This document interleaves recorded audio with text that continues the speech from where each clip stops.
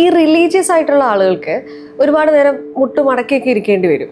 അങ്ങനെയാണെന്നുണ്ടെങ്കിൽ ഈ മുട്ടുമാറ്റിവയ്ക്കൽ ശസ്ത്രക്രിയ കഴിഞ്ഞാൽ അതവർക്കൊരു ബുദ്ധിമുട്ടായിരിക്കുമോ? വളരെ നല്ലൊരു ചോദ്യമാണ്. എല്ലാ പേഷ്യൻസും നമ്മുടെ അടുത്ത് വന്ന് ചോദിക്കുന്ന ഒരു ചോദ്യം തന്നെയാണത്.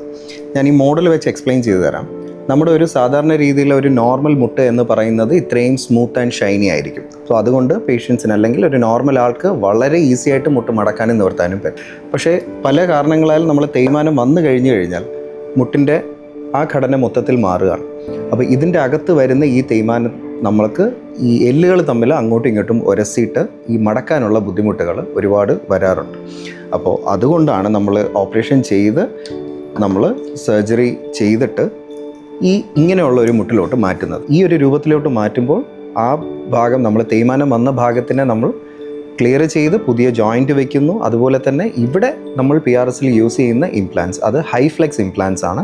അതുകൊണ്ട് സാധാരണ ഒരു നോർമൽ ജോയിൻറ്റ് റീപ്ലേസ്മെൻറ്റ് സർജറിയിൽ കിട്ടുന്ന മൂവ്മെൻറ്റ്സിനേക്കാളും ഒരു 20 to 30 ഡിഗ്രി, അതായത് മോർ ദാൻ ഒരു 150 ഡിഗ്രി വരെ പേഷ്യൻസിന് മുട്ട് നല്ല രീതിയിൽ മടക്കാനും പറ്റും. സോ അതുകൊണ്ട് ആചാരങ്ങളും അനുഷ്ഠാനങ്ങൾക്കും ഒന്നും ഒരു കോട്ടവും തെറ്റാതെ തന്നെ എല്ലാവർക്കും എല്ലാം ചെയ്യാനും പറ്റും.